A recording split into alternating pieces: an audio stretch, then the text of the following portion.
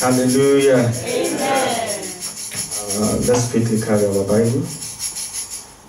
It's only we want to quickly read the Word of God, and this is a directive of the Holy Spirit, and it is very, very important for us to do that. Amen. And I read from verse 29.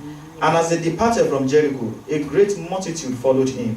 And behold, two blind men sitting by the wayside. When they heard that Jesus passed by, they cried out, saying, Have mercy on us, O Lord, thou Son of David. And the multitude rebuked them, because they should hold their peace. But they cried the more, saying, Have mercy on us, O Lord, thou Son of David. And when Jesus stood still, and called them, and said, What will ye that I should do unto you? They say unto him, Lord, that our eyes may be opened. So Jesus had compassion on them, and touched their eyes, and immediately their eyes received sight, and they followed him. Amen. Amen. Hallelujah. Put down your Bible and begin to wave your hands to the name of the Lord, and just tell him, Lord, you are wonderful to this morning. Just say, Lord, you are wonderful. You are beautiful. Lord, we give you the praise. The word of God is coming unto us now. Praise him that he is able to give unto you that which your soul desires, that which your soul needs at a time like this. Give him praise, give him praise.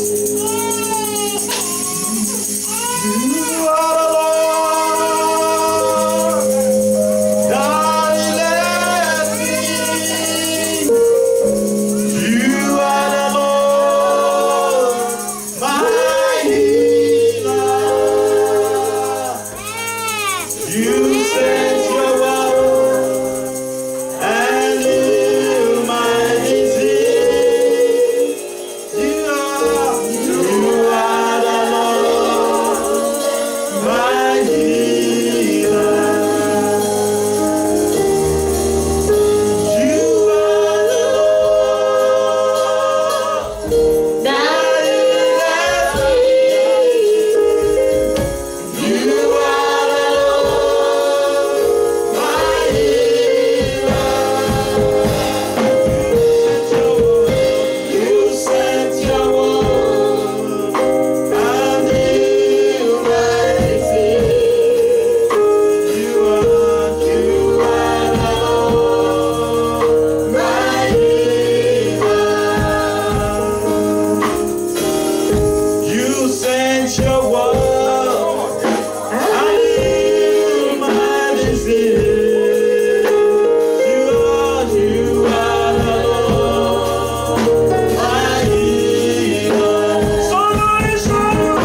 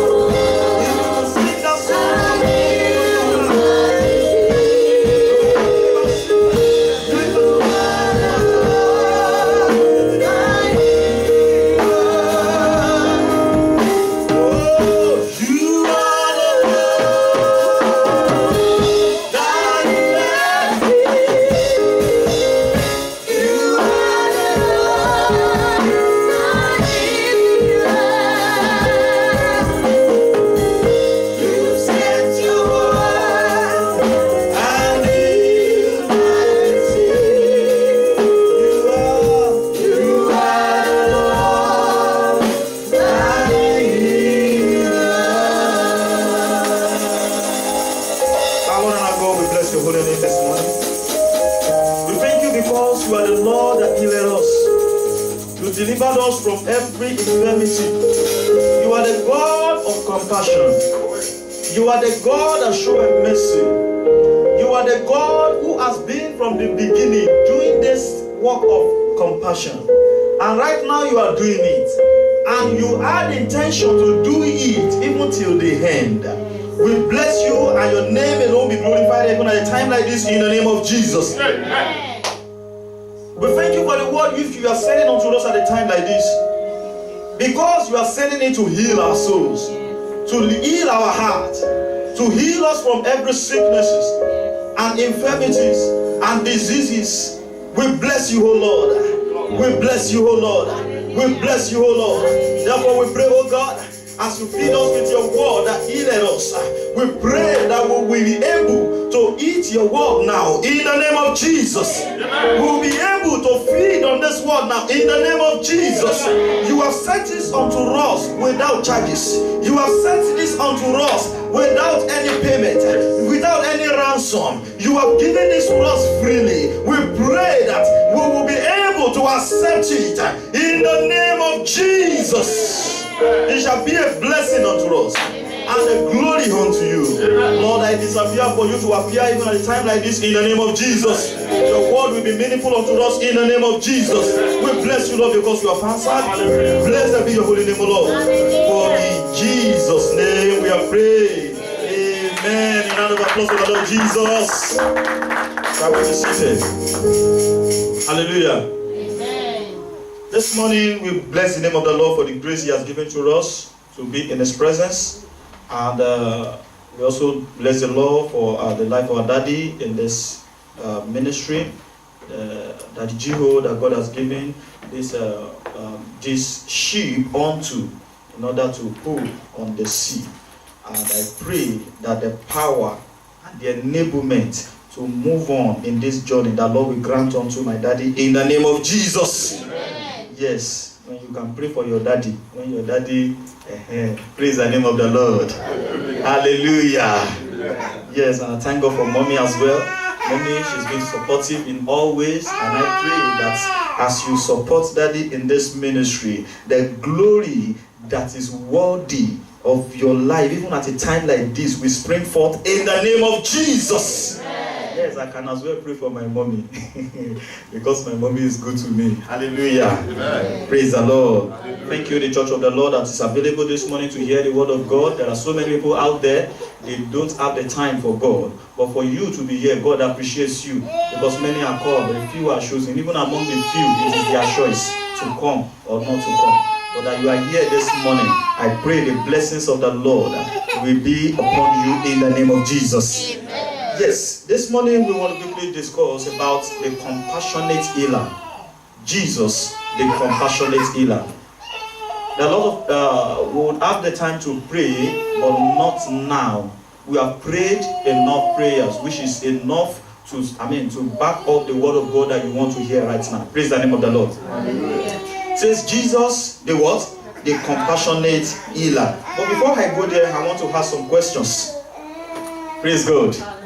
I don't want you to answer. Don't worry, because this is message. Even this Bible study, I would have given you the opportunity to answer, but there is no need for you to answer. Answer it within yourself. Question number 1. Yes. It says, when you pass through the hospitals, when you pass through the hospitals, what comes into your mind? What are you always thinking about? When you pass through the front of the hospital, what runs within you? Is it that, Lord, I will never find myself in the hospital? Or what comes in your mind is, I don't want to go there. It is not my portion in Jesus' name. Praise the name of the Lord. What runs through your mind? When you hear that somebody is being transferred to the hospital, what happened? What are you thinking of? Is it that, Lord, thank God it's not me? Praise God. The second question says, when you pass through a person with life support equipment wrapped around them, what do you think about? You see somebody and they put this, what do they call it? Oxygen in their nose, and they carry it in their bag and they are walking and they pass by you. What do you think? What is running in your mind? Is it that, look at this man. What has happened to him? What do you think? Do you say that, thank God it is not me? Thank God I am not the one? Is that what runs through your mind? Number 3, when you see an ambulance rushing to a scene of an accident or to a scene of whatever, What do you think of? What runs through your mind at that particular time? Is it that, oh, thank God they are not coming to my house. Thank God they are not picking my son. Thank God it's not my daughter they want to go and pick. Thank God it's not my wife or my husband that the hospital, the ambulance wants to go and pick to the hospital. Praise God. Hallelujah. You see, all these questions that are here, it's down back to the word called compassion. I don't know how you think. I don't know what comes through your mind. But one thing is this that should run in the mind of every Christian. The hospital you pass in front of it is not animals that are in there. It is not animals that are on the bed. They are human beings like us. Do you offer prayers when you pass through the front of an hospital? Do you say, Lord, heal these people? There are many there shouting for agony, shouting for healing, crying. You dare not touch their hands. You dare not touch their head. You dare not touch their legs. Praying that they can get up from that seat. But you are saying, thank God it's not you. What if it's you? And when it is not you, what are you supposed to do? Have compassion. Even if you cannot go inside, stretch your hand and say, Lord, as many that are in this hospital, that are in pains, Lord, heal them. Have you ever done that? When you pass through somebody with a life support, do you ever pray for them? Even within yourself, even not stopping there. Do you ever think and see, what if it's me? Praise the name of the Lord. Hallelujah. When you see an ambulance rushing, do you pray for the person they want to go and pick, that the person will not die before they get there? That they will be able to help the person. They will be able to find solution for the person. Praise the name of the Lord. Hallelujah. I'm going to quickly rush through a story. It's titled, The Selfish Compassionate Husband. Hallelujah. You see, this man, he as it's running on the screen, you can't be reading it, but I will quickly read it. I'll quickly paraphrase it. A doctor was to rush to the hospital to take an emergency, to attend to an emergency. So while he took his car, unfortunately it was raining, and along the way his car broke down. And he had to get to the hospital to save somebody's life. And he came down from his vehicle, it was raining. And he found a car coming. And he stopped the car, waved at the car, said, please stop, carry me and drop me to the nearest junction to the hospital I'm going. I have an emergency. And the man that he stopped also got a call from his wife that your son, that his son had an accident. That he needs to rush home now so that they will know what to do. The man actually stopped for the doctor, and the doctor said, please take me to the nearest bus stop where I can get to the hospital to attend to the emergency. The man said, no, I will take you. But first, you must follow me to my house to heal my own son, to take care of my own son. And the doctor pleaded, please, I have to reach the hospital first. If I get to the hospital, then we can be able to find a way of helping you.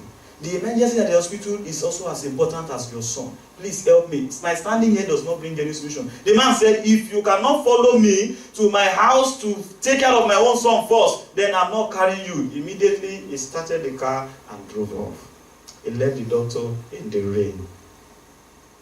Unfortunately, when he got home, the gate man told him, see, your wife and your son that had an accident, they have gone to the hospital. Which hospital? They told him the hospital. He started driving. He drove back to the place. And when he got there, the nurses that were there said, there is no doctor. The story was something else. The doctor is not available. We have called the doctor. He said he's coming. And things like that. Oh my God. He started shouting, you must get a doctor, and my son must not die. This and that. The son was bleeding. But unfortunately, it was over an hour, and the son could not survive an hour. The son died. And after about 5 minutes, the specialist that was invited walked in, drenched, weak, and tired. And he went into the manager's office and was explaining what happened. I was coming on my way. My car broke down. I couldn't find any public transport to carry me. The only person I found would not even help me. So I had to start walking to get to the hospital. And my clothes is wet. My phone is spoiled. I can't make a call. As he was discussing with the manager of the hospital, the angry man that his son died jumped in.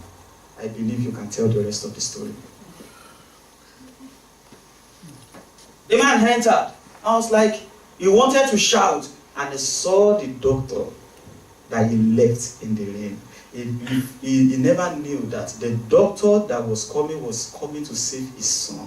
Because the wife called the hospital, and the hospital said, come over, we will call a specialist who will attend to your son, and they will meet at the hospital, and your son will be treated. But if the man had compassion on someone else, he would have saved his own son. Compassion. Lesson learned from there. Prefer others to yourself, and you will end up saving your life.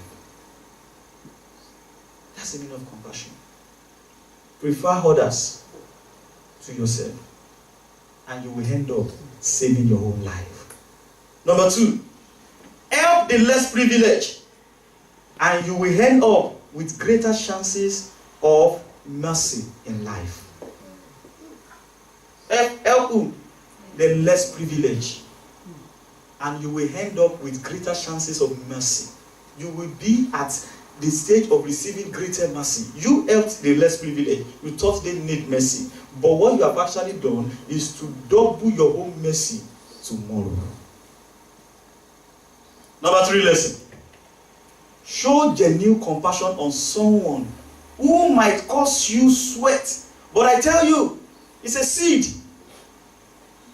It will germinate and it will bear fruit that will feed you tomorrow.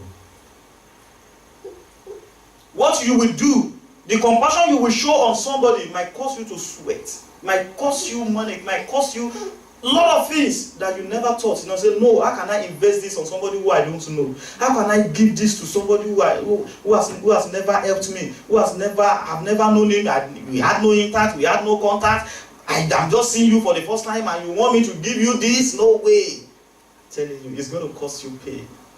But sow it. It is a seed. It will feed you tomorrow. Praise the name of the Lord. Hallelujah. Jesus, the compassionate healer. I'm going to quickly rush through. I have three people that I want to quickly discuss about Jesus showing his compassion upon them. Now, this is not an ordinary compassion, but an extreme compassion. Praise the name of the Lord. You see, Jesus came to this world for what purpose? To die and save the world. That is what God has sent him to come and do. On his way to Calvary, as he journeyed to Calvary, he saw the people he was going to go and die for. Lame, blind, possessed, sick. And he left his cross. He put his cross down. And he faced those that were sick. He healed them. He started healing them. He gave them life. Of course, what is the essence of his death? If he left them there and he died on the cross, and before he resurrected, those ones have died. He knew that there is no repentance in the grave. That is the wisdom of God. And that is the essence of what I'm saying.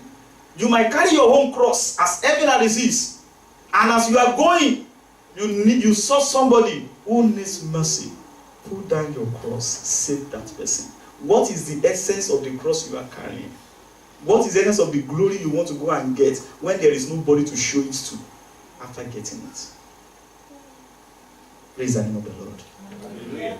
So, he was on his way to Calvary. He stopped and had compassion on the people that don't even want it. The extreme compassion. The extreme compassionate healing of Jesus. Yes, number one, quickly. Let's quickly see it. The man with leprosy that Jesus touched. Now we're going to examine this quickly. What is the extreme compassion there? And we will learn from it as a Christian.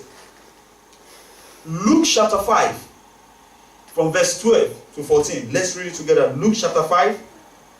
Luke chapter 5, from verse 12. And it came to pass, when he was in a certain city, behold, a man full of leprosy who seeing Jesus fell on his face and besought him, saying, Lord, if thou wilt, thou can make me clean. Praise the name of the Lord. Hallelujah. If thou wilt, thou will make me clean. Number one thing you need to see about Jesus here is the willingness. If you look at verse 14, what did he say? At verse 13 it says, and he put forth his hand and touched him, saying, I will. Be thou clean. And immediately the leprosy departed from what? From him. Praise the name of the Lord. Now, let us break it down.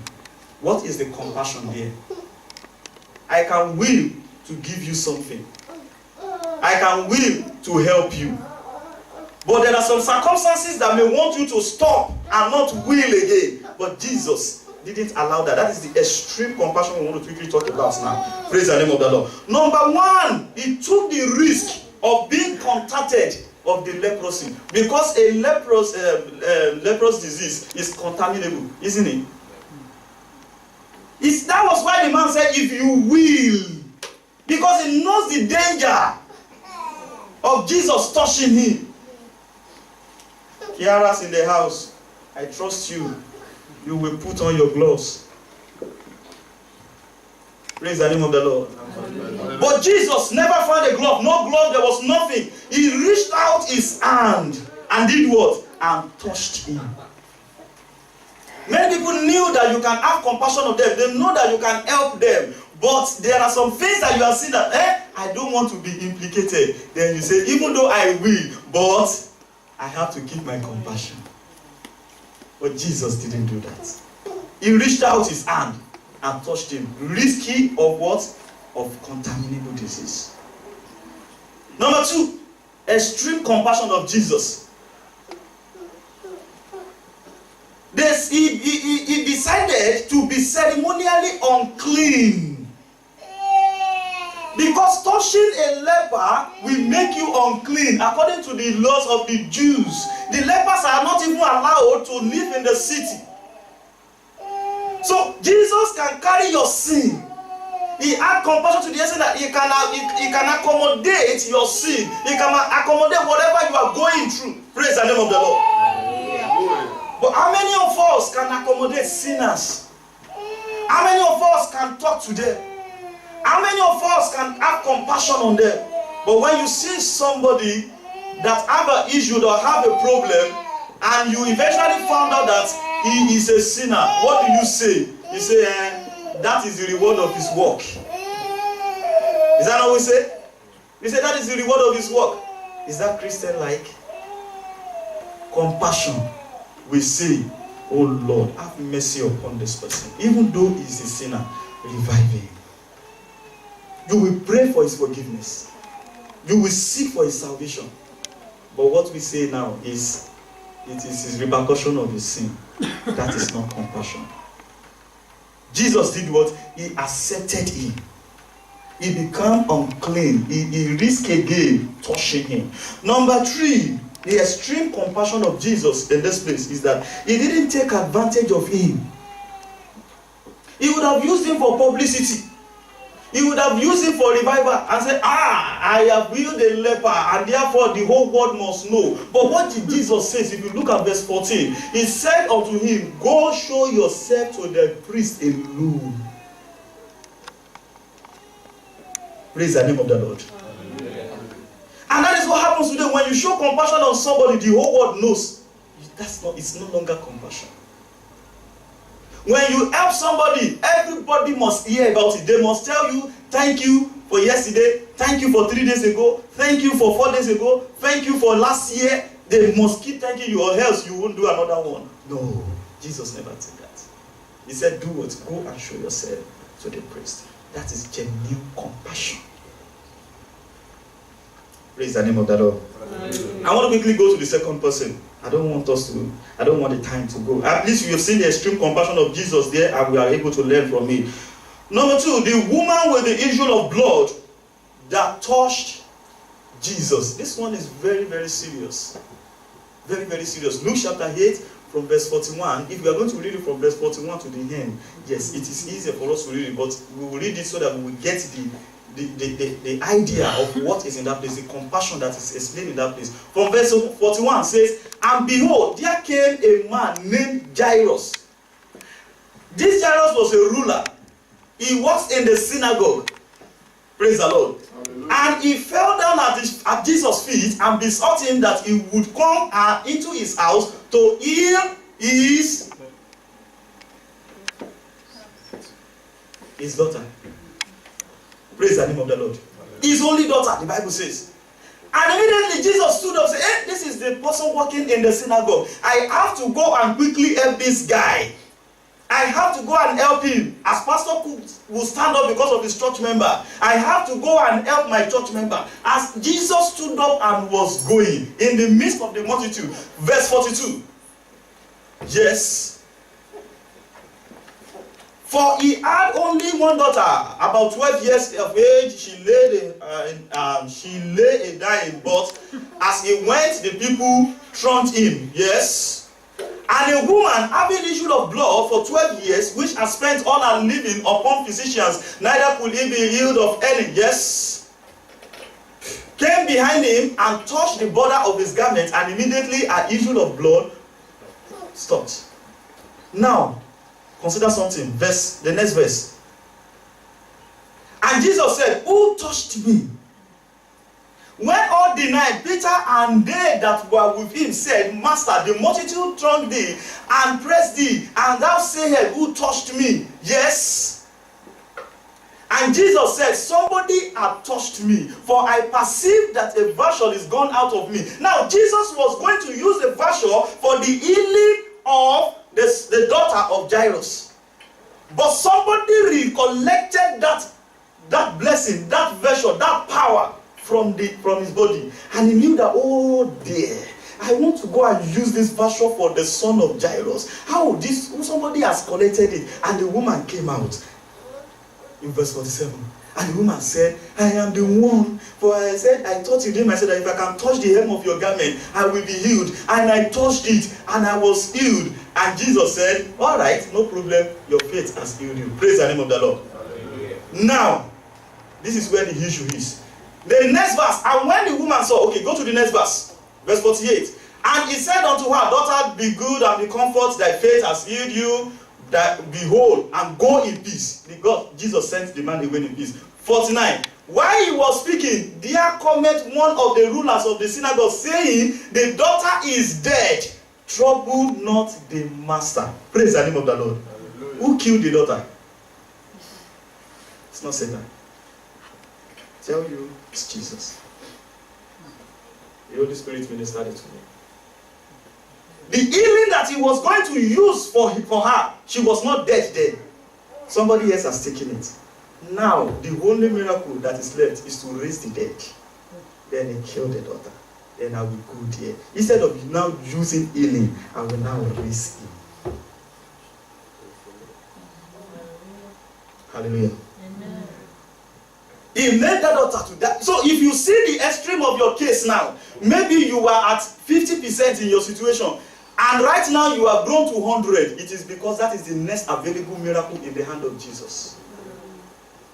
Don't be moved. Don't be shaken. They said his daughter is there. Don't trouble him. And Jesus said, yes, that is the next thing that should happen. That is the way I want it. Because if he is sick, there is no version. The version has been taken by the woman with the issue of blood, and she has gone away with it. Read the next verse and let's hear what Jesus said now. Yes. 50. But Jesus heard it. He answered him, saying, fear not, believe only, and she shall be do what? She shall be made whole. Let's quickly go to the extreme compassion of Jesus in that place. Let's quickly learn the lesson. Jesus rises to the occasion of people, especially people that work for him. That is extreme. the extreme compassion of Jesus. If you are close to him, he rises up quickly. When he heard about the case of Jairus, he rose up quickly to help him out. Number 2 compassion is Jesus left the authority to the woman. He didn't collect it back and say, no, the authority is not meant for you. The virtue is not meant for you. He didn't collect it from that woman. He said, woman, go in peace. We had the house fellowship on Friday, and Minister Mike said something, and it's like, okay, let me just use it this way in another way. Said, you have the money, you kept it somewhere, and somebody was sick, and somebody is hungry, came there and saw the money and stole the money. And when you found out that he's the one that stole the money. And the person said, you stole the money. What are you supposed to do? Why did you steal? It's because I'm hungry. I don't want to die. Because I'm hungry. What do you do to such a person? Do you collect the money from that person, or you say, go with the money? That's what happened. Jesus was going with the virtue, but somebody else took it, and Jesus said, go with it in peace. Praise the name of the Lord. Number 3, Jesus used alternative way to heal Jairus' daughter. That is extreme compassion. He had to look into himself again. What else can I do for this person? It is never finished. You cannot be exhausted of compassion. If you are going to help somebody, and the person is asking you, okay, let's assume 1,000 pounds, and you're like, okay, I can give you 1,000 pounds. But unfortunately, by the time the person calls you again, the money has increased to 2,000 pounds, so what can I do now? Then you now say, it's 1,000 pounds I can give you, I cannot help you. And you can have compassion and say, Lord, can I look deep into my purse? You can increase it and say, okay, 1,500. And increase it, you can even say the 2,000 will be, still give it. Praise the name of the Lord. Extreme, out of hand. Compassion of Jesus. Hey, number 3. The man at the pool of Bethsaida. Praise the name of the Lord. Minister has ministered on that area, and I'm so happy. And this gives me the sign that the Lord actually spoke to me. I will just quickly go to the extreme compassion of Jesus unto that man. Number 1 is that Jesus went to look for the man himself. Sometimes you think that before you can get something from God, you have to go to him. The compassion of Jesus is so much that he will even look for you, not you looking for him. How many people have you looked for to show mercy upon them? Only people that comes to you. You have to go extra mile as a Christian. Search for people that need mercy. You've got it in your hand. Don't hold it. Don't say until they come. Go after them and help. They may not know you as a person that will help them, but let them know that you have it and give it to them. This is what Jesus did. Jesus had the power. He had the virtue. He had everything to do it. So he didn't wait until they come. He went to them. Extreme compassion of Jesus. Number 2 lesson from that place is that the man never heard or knew about Jesus. It is not until they know you, it is not until you are popular before you can show compassion on people. The man never heard of Jesus. So that was why when Jesus came to the pool, Jesus was talking, he said, you young man. He began to tell Jesus stories. If he knew that it was Jesus the healer, he won't say stories. Bartholomew knew immediately when Jesus says, what do you want? Say that I will receive my sight. Because he knew Jesus. The Bible says he heard that Jesus was passing by, and he already heard the story of Jesus, that he is a healer. So immediately he mentioned what he wanted. So you cannot blame the man. Praise God. Hallelujah. So he never knew Jesus. And the third one is that Jesus, the man had no faith. It's another thing, he had no faith. But he got the healing, despite that he had no faith. And lastly, Jesus broke the Jewish law of the Sabbath day. He can break the law because of you. That is compassion. Somebody can call you in the middle of the night, 2 a.m. Please help me. Oh. Will you say, no, it's the middle of the night, so I don't go out in the night. Oh. He broke the law. He went out in the night to show compassion. Shall we go with us in the name of Jesus? I don't have much time. There are a lot of things I would have mentioned, but it is well. The book of Psalms, chapter 34, verse 17 to 22. Shall we rise upon our legs? Let us quickly read that place together. And we will also read James 5, 14 to 15. Psalm 34, Psalm 34, verse 17 to 22. If Jesus can stop on his way to Calvary to heal, he can still come down and heal you before he come down again to take the saints. Praise the name of the Lord. And the Lord will heal you from every disease in the name of Jesus. The Lord will heal us from every disease, from every sickness in the name of Jesus. Any kind of sickness, wherever you find your position, whatever position you find yourself in those three places, if you have no faith, no problem, the Lord is going to help you. If you touch him without him knowing, he is going to help you. And if you go to him directly, he will still help you. He said, Lord, how long? 17 says, the righteous cry, and the Lord heareth, and delivered them out of all their troubles. Praise the name of the Lord. You can read the rest when we get home. And we're going to read this together. James chapter 5. James chapter 5, verse 14 to 15. Let's read that one together. James chapter 5, verse 14 to 15. If you want a copy of that message, it's going to be available on the website. You can download it from there. Shall we read together? Is any sick among you? Let him call for the help of the church, and let them pray over him, anointing him with oil and in the name of the Lord. 15. And the prayer of faith shall save the sick, and the Lord shall rise. And if he committed sin, he shall be forgiven. May the Lord bless his word in the name of Jesus, and the name of the Lord will be glorified. For in Jesus' name we have prayed. Amen.